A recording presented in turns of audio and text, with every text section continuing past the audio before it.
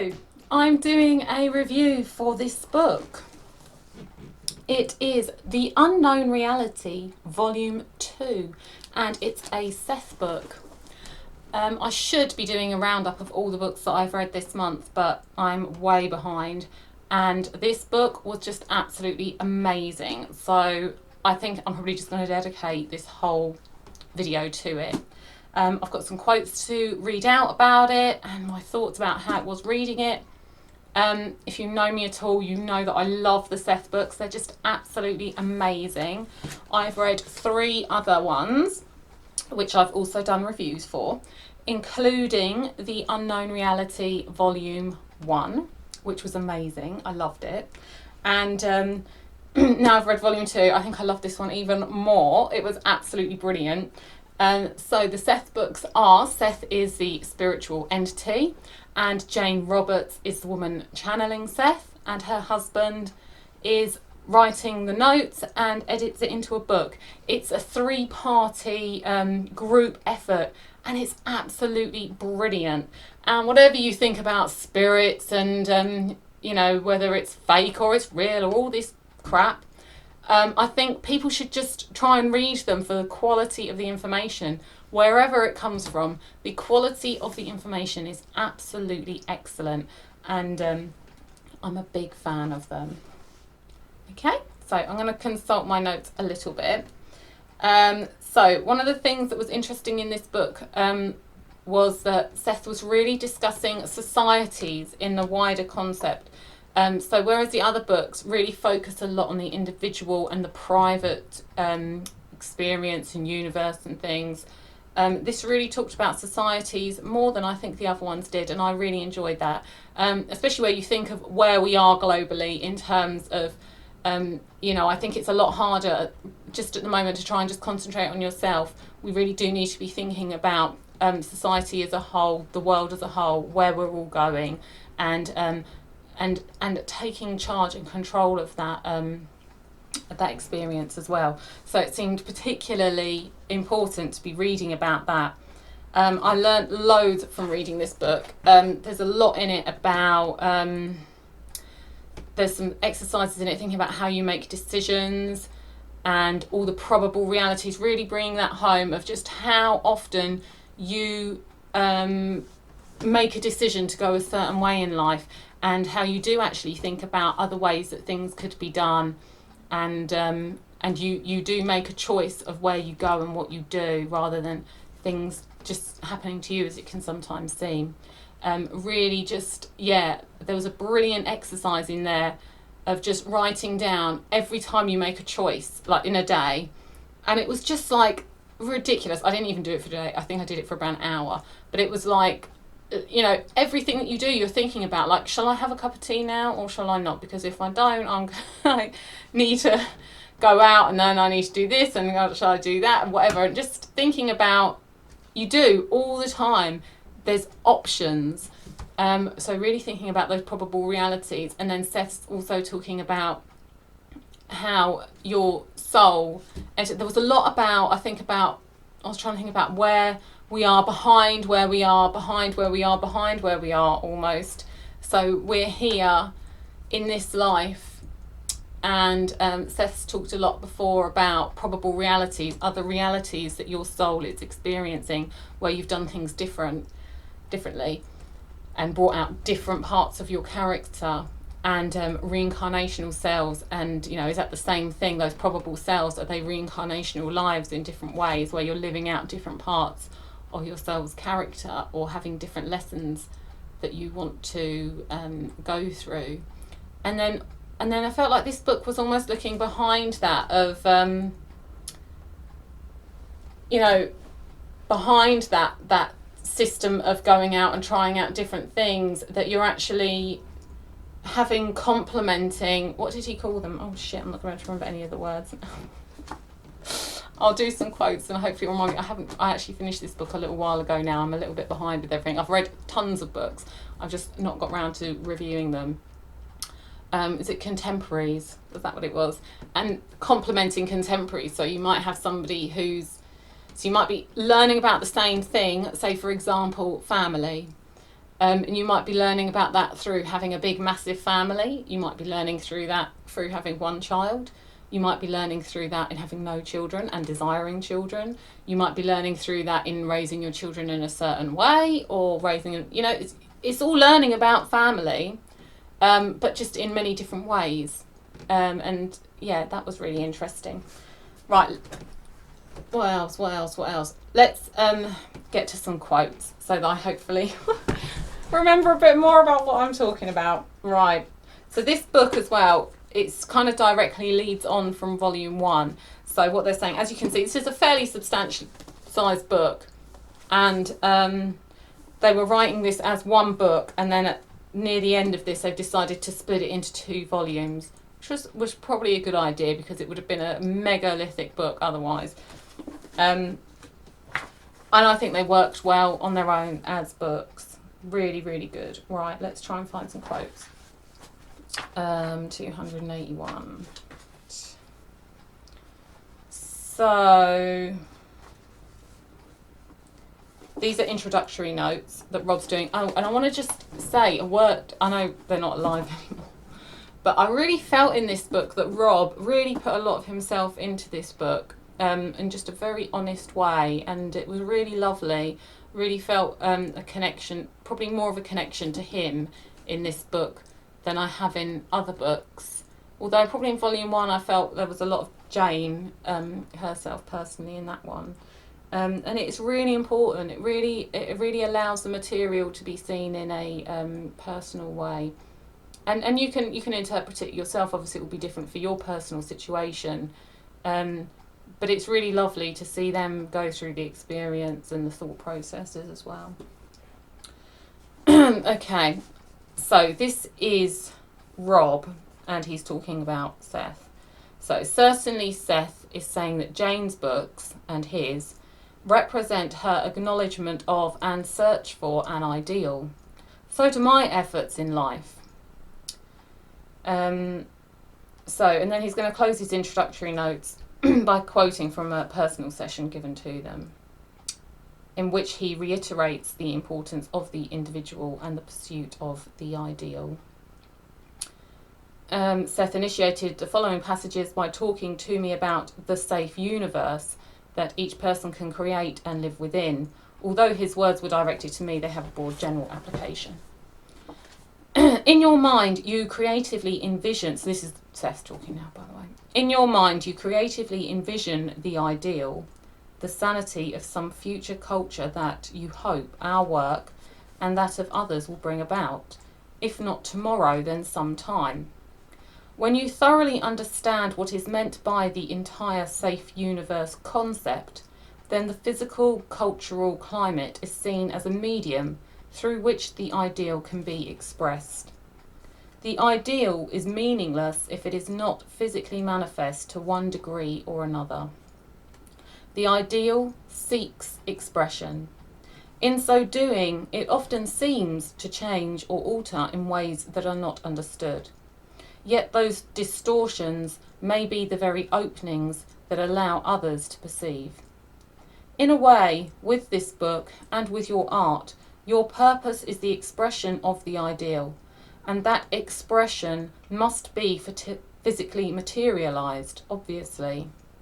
Your joy, your challenge, should be in the manifestation of the ideal as you see it, whether or not you can in your terms count the consequences or the impediments, whether or not the expression comes to fulfilment in your terms, and even if it seems to fall on ground on which it will not grow. As an artist alone, your purpose is expression, which involves disclosures, the difference between the ideal and the actual. Be reckless in the expression of the ideal, and it will never betray you. Treat it with kid gloves, and you are in the middle of a battle. This seems really poignant to me. It's just about sort of bringing your thoughts and your desires and your hopes and actually really trying to materialise them, rather than sitting on them and sitting on what you know and your knowledge, actually really trying to have the courage to try and put those things into action, it may not succeed, it may not, but it may open the options up a bit more and allow other people to think about them as well. I really feel like we could genuinely live in any world that we wanted to if we're all working towards it, and it wouldn't look like the world we're in. There's some amazingly great things about the world we're in, there really is, but there's things like, so just for an example, you hear people talk about the way things like the capitalist state or whatever, and we have an incredibly hierarchical system. And people say, "Oh, what do you want? Communism?" And it's like, no, like it's not an either or option. We can think of something else. Think of something different.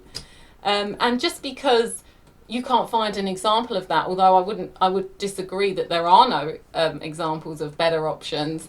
But even if you can't find an example of that, it doesn't mean you shouldn't be trying to work towards something better, and being serious about it as well, joyfully serious about it. So that was really good. I like that quote. So that's, and it's like the tone of the book. You're in the introductory notes and you're already like in love with the book. It's brilliant. 659. So this is in one of the appendixes. There's quite a few appendixes where Rob goes into further detail, and he sometimes brings out some older quotes from older sessions which may not have been published, and they're often really brilliant and insightful, and it's good of him to have gone to so much effort, because it's a lot of work putting these books together.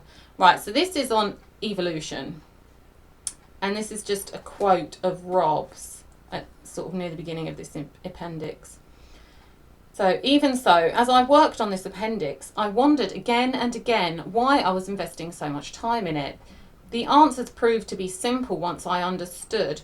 Then I ended up shocked to discover how little real evidence there is to back up the idea of evolution, and fascinated by the limits of scientific thinking. I was quite surprised at my reactions. Somehow Jane and I always understood, to make an analogy, that Seth's kind of simultaneous reincarnation, or anyone else's kind for that matter, wasn't acceptable in our Western societies at this time in history. We could trace out many reasons why this is so, but some time passed before I realised that our ruling intellectual establishments were advancing notions about evolution that were not proven in scientific terms, then teaching these facts to succeeding generations. Finally, the humour of the whole situation got through to me.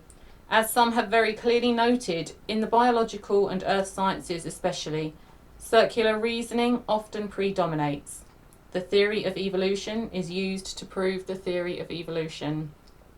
Excellent, perfect, wonderful. What a wonderful summing up of where we are with what we're told about the world. Really brilliant.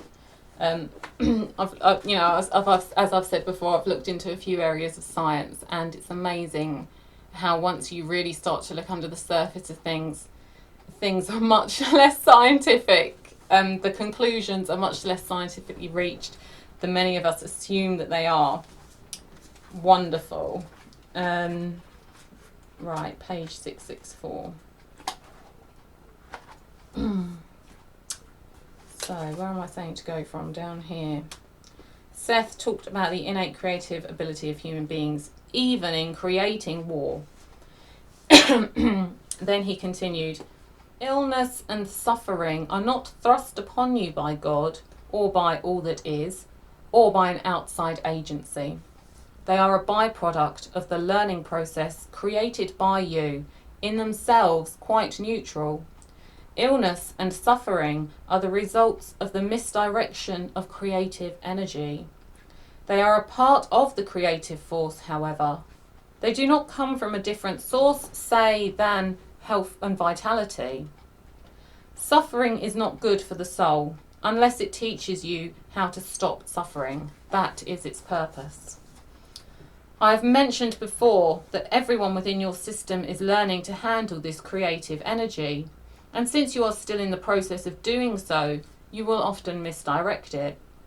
The resulting snarl in activities automatically brings you back to inner questions. I think that's just an excellent quote for, you know, anybody who's on the journey to try and find out what we're here for and what life is about. That's really valuable, that quote.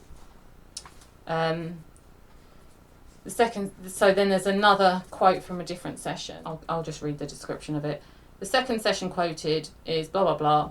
Seth discussed the repression of natural aggression and mentioned the sense of guilt that arose in early man with the birth of compassion.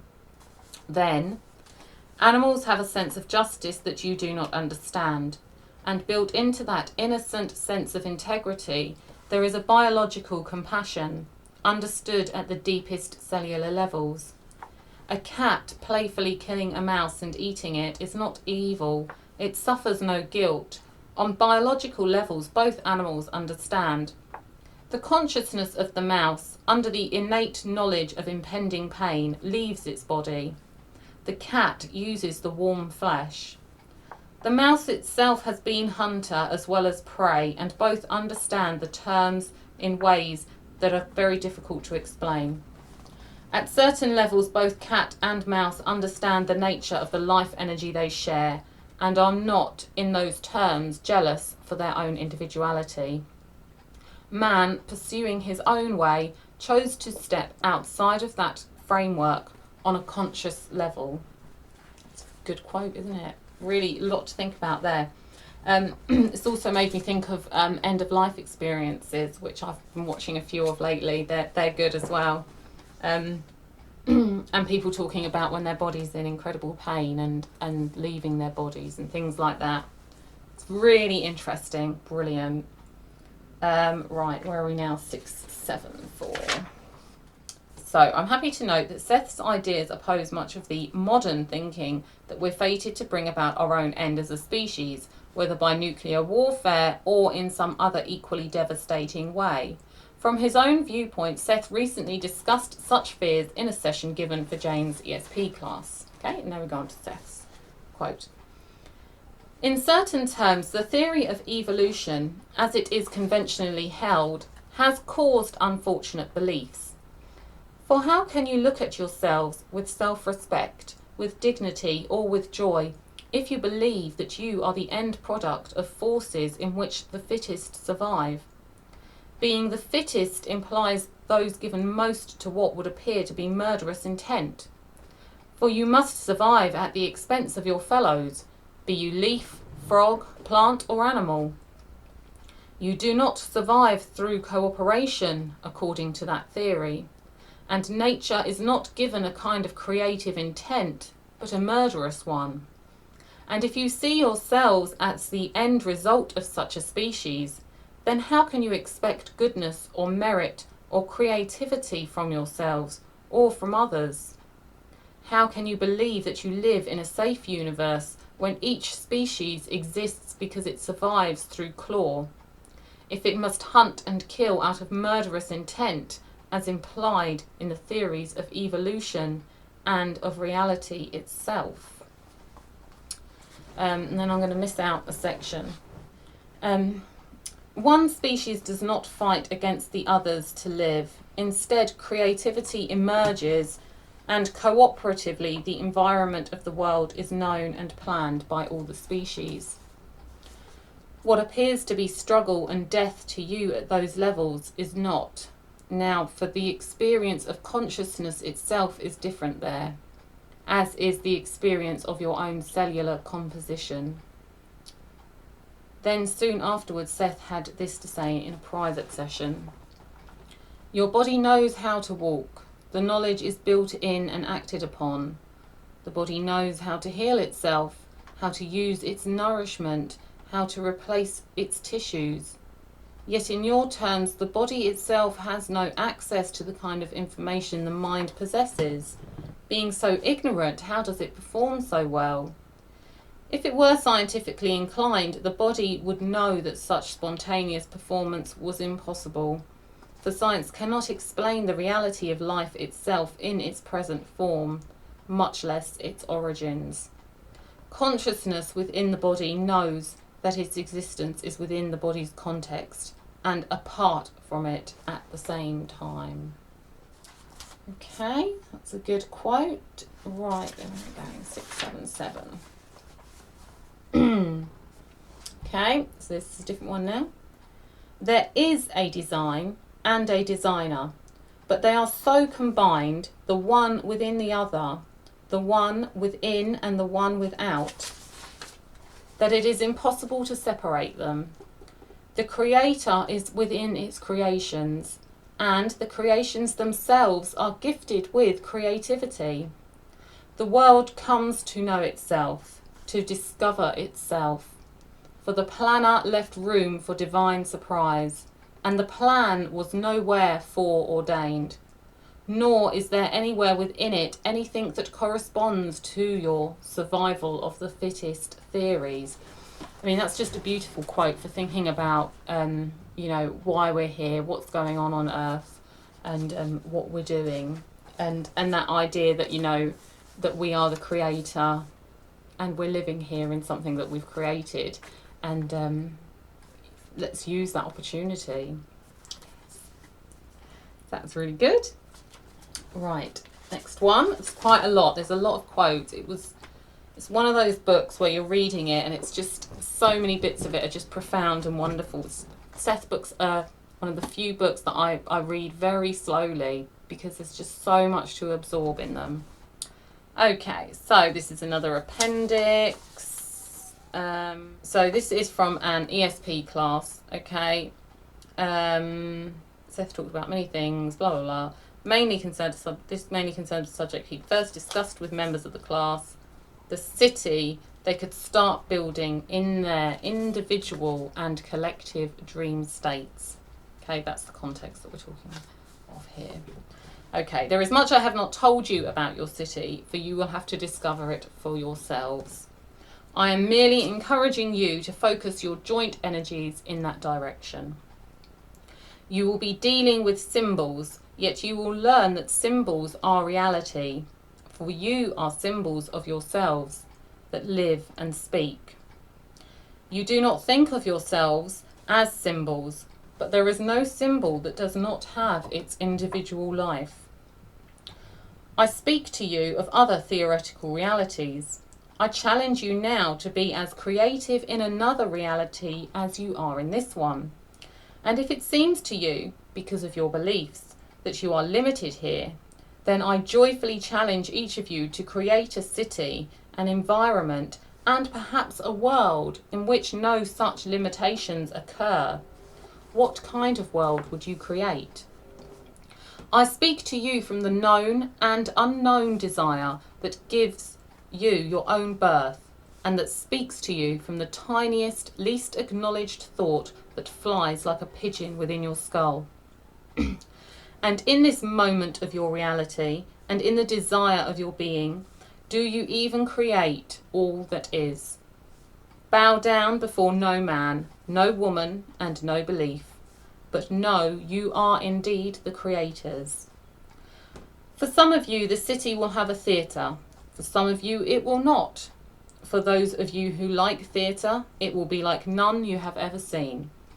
In it, the actors and actresses will take the parts of belief, or fleshed beliefs, and the morality play, so to speak, will deal with the nature of beliefs and how they are enacted through the centuries as well as through the hours.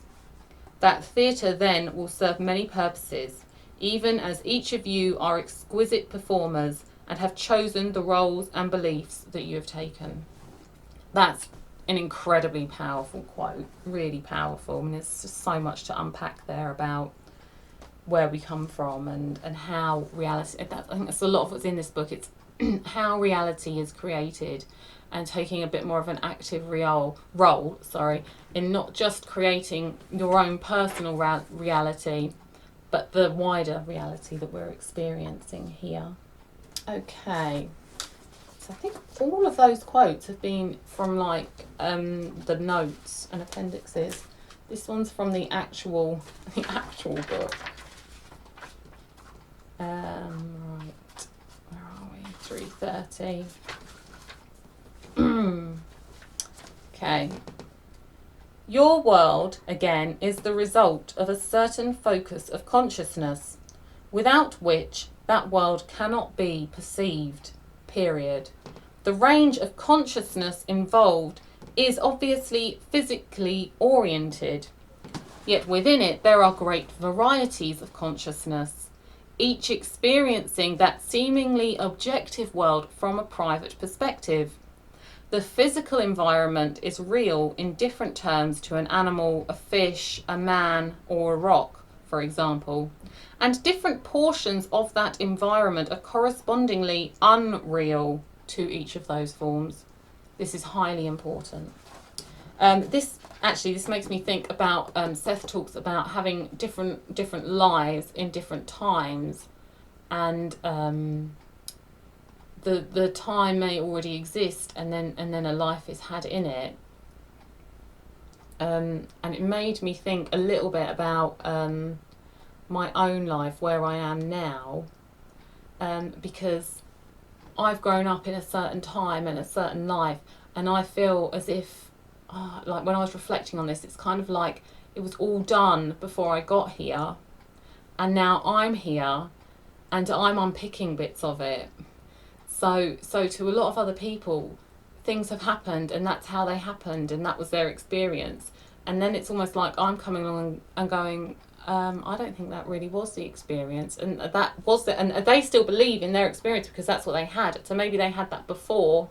I don't know. I'm just like making this up, but like maybe they had that experience before, and then I've come along. I see their experience. I see what they've done. I haven't really interacted with it, but I've looked back and unpicked a lot of it. I don't know if that makes sense. But just because, part of I like challenging what people think, and I'm not going to change a lot of people's ideas because maybe that's the life they wanted, and that's the life they've had.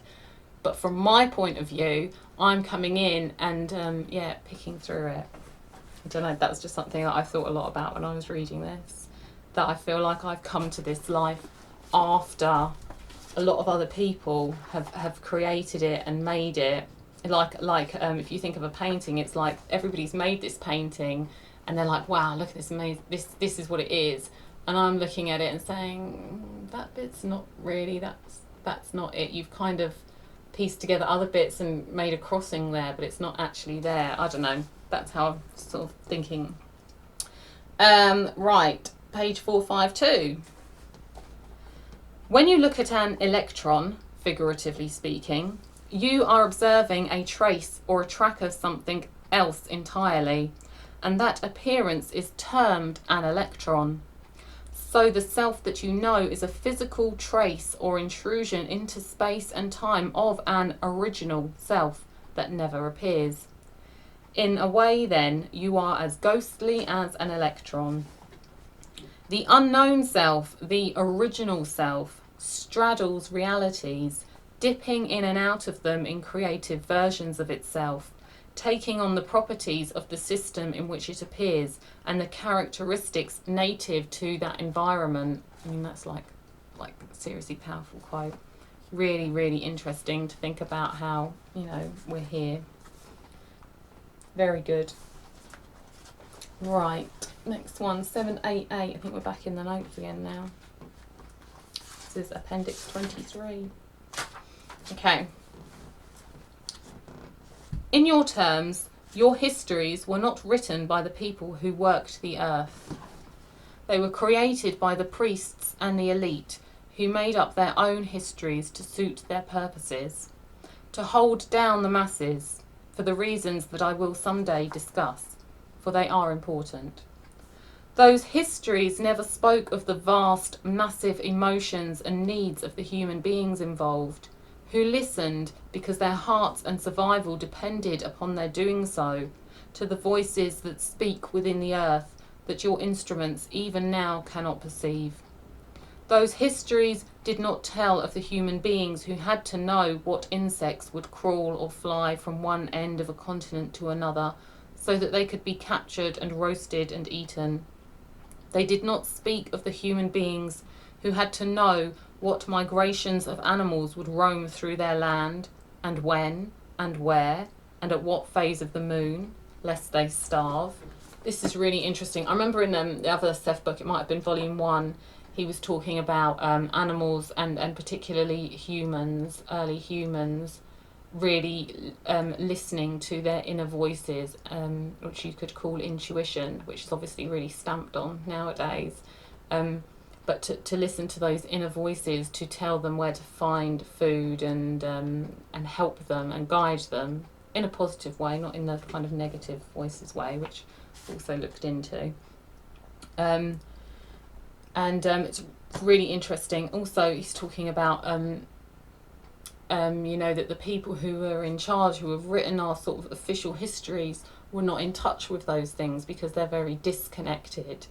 And you see that again and again. Civilization, which is something held up, you know, on a pedestal, and which, you know, there's amazing things about it. Don't get me wrong, but it is very, very disconnected from nature and our nature as well, which has, you know, a lot of its own problems that it causes. That was a great quote, brilliant. Where are we? 792. Okay, what is this about? I've written fanaticism. Okay. So they're talking about something. I told them other. I also wondered why over the centuries, so this is Rob speaking, I wondered why over the centuries the species couldn't have slowly accumulated a body of knowledge like that he was giving us now. Okay? And here's Seth's response. It did. But this knowledge has been taken into various religions and doctrines that have grown up about it until it is almost unrecognisable. Bits of it appear here and there, scattered, distorted and misleading. It comes naked, and everyone must put clothing on it. This means that it usually ends up as either nonsense or armoured dogma. Your particular conscious and subconscious viewpoints are fluent enough so that they do not hamper the basic material or cover it with the rock of dogmatism so that it becomes impossible to find. So he's talking to sort of specifically to Rob and Jane there. Actually, what I needed were personalities who were not fanatics along any line, including scientific fanatics who would object as forcibly to the reincarnational data as religious fanatics would object to some of the other material. All religions are distortive. For that matter, much of your science is distortive. Both arrive at approximations, at best, of reality. Religion has been the cause of much prejudice and cruelty, but the bombs over Hiroshima were not caused by the Catholic Saint Teresa showering down any roses. Science is apt to turn into another religion if it has not done so already. The distortions in science and religion have been truly disastrous. Any fanaticism is vicious, one-sided and limiting, causing an alarming shrinkage of focus that is explosive and dangerous. I mean, that's just such an excellent quote. I mean, I would absolutely say that science nowadays, the way that it is portrayed, is a religion. I also liked the bit about you know, like the knowledge, it comes in naked and everyone puts clothing on it. I mean, you really find that when you're really trying to look deeper into religious things and other forms of belief to try and find the truth underneath everything that's put on top of it. So that's a brilliant quote. And he talks about fanaticism as well. Yes, I've read fanaticism. That's something to be avoided, whatever your viewpoint is. I think it's really, really important. Where are we? So we're on 792. I'm going to go back into the book, 528. The reason I'm skitting about is because as you read the book, you then go into the sort of notes, appendix bits at the back. Okay. In the first place, again, the self or soul in this case is not a thing of measurement, nor is it necessarily some thing that suddenly arrives and then disappears. The physical self, as you know it, is a focus of consciousness that forms a personality in response to that focus. It is very difficult to make analogies here. but I am foolhardy enough to try it. It seems to you that any naturally aborted fetus has no physical life at all, that such life has been denied to it for some reason.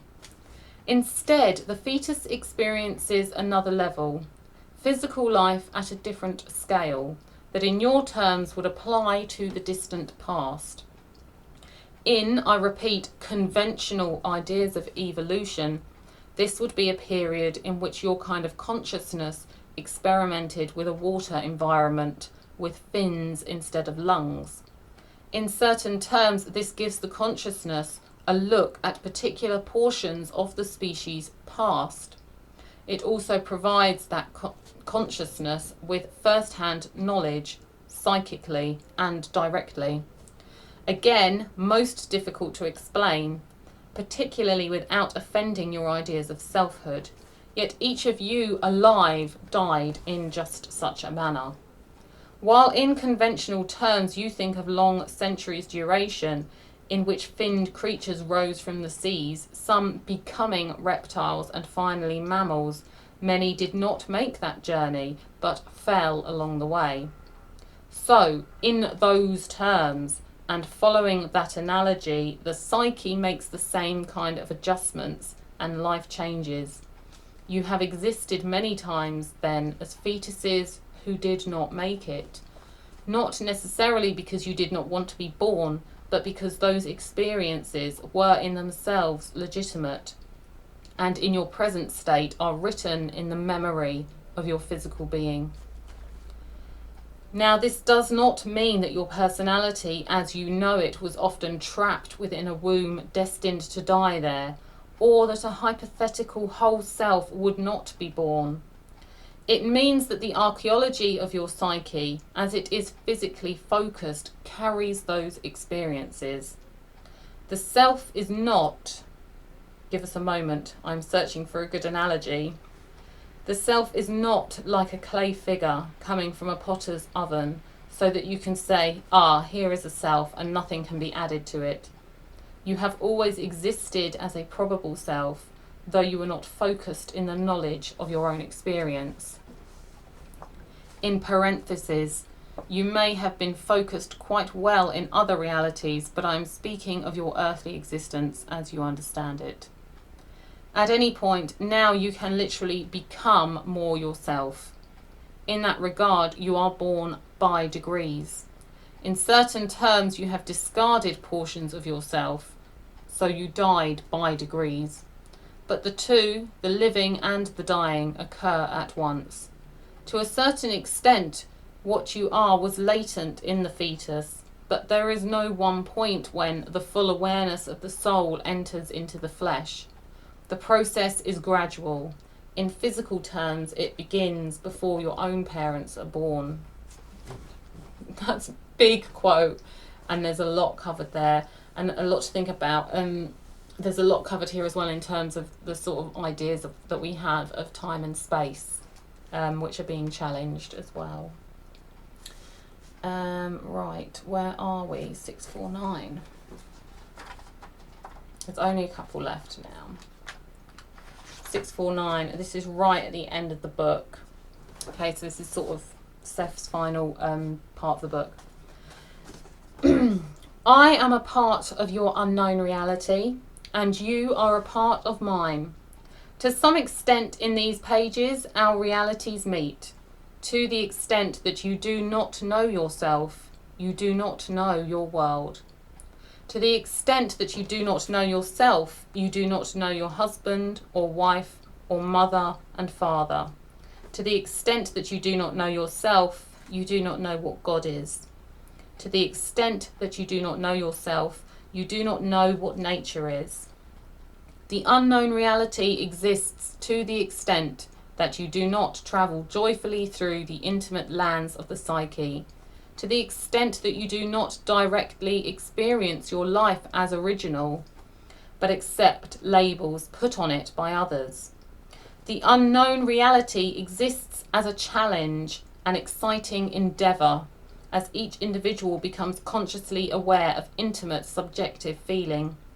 Do not overlay the personal daily aspects of your life with preconceived ideas about who you are, what you are, where you are, why you are. Become aware of the original nature of any given moment as it exists for you. Forget what you have been told about time and space. Refuse to accept ideas that limit the dimensions of your own natural being. Again, the unknown reality is what you are. Wow, that's a good ending for the book. I mean, there's so much in this book as well about really trying to get to grips with the fact that your soul is in many, many people, perhaps everybody. Right, last quote now. This is right from the end of the notes, and this is from after the book is written. This is the epilogue, in fact. In the 82nd session, which was held in 1964, so this was before the book was written, quite a while before, Seth said, "When man realizes that he himself creates his personal and universal environment in concrete terms, then he can begin to create a private and universal environment much superior to the present one, that is the result of haphazard and unenlightened constructions. This is our main message to the world, and this is the next line in man's conceptual development, which will make itself felt in all fields, and in psychiatry perhaps as much as any." Okay, then end of the quote. And then Rob says, "In one way or another, all of Seth's books are elaborations of that basic message, stated 9 months after his sessions with us began in December 1963. It should be obvious that the 2 volumes of Unknown Reality are further ramifications of that thesis." And it's so important to learn that. I mean, that was sort of one of the first things that came out when I read the Seth books about creating your own reality, and being aware of that. I think the unknown reality has really helped me to be aware of where I create things, and to work to envision other realities, other things, and to open up to other ideas. It's all very positive, all very good. Brilliant book. I've really enjoyed it. And yes, brilliantly written, just like the other ones are. It's just absolutely brilliant. I've loved this book from the start to finish, and reading it was an absolutely wonderful experience, and I recommend it to absolutely everybody. And I can't wait to read the next one. I'll be back to try and review the other books that I've read soon. I've read The Picture of Dorian Gray by Oscar Wilde, which was good. And I've also read Do Androids Dream of Electric Sheep by Philip K. Dick. So I've read those books as well. I do need to do a review for them. I will do that soon. Okay, that's it for today. Thank you.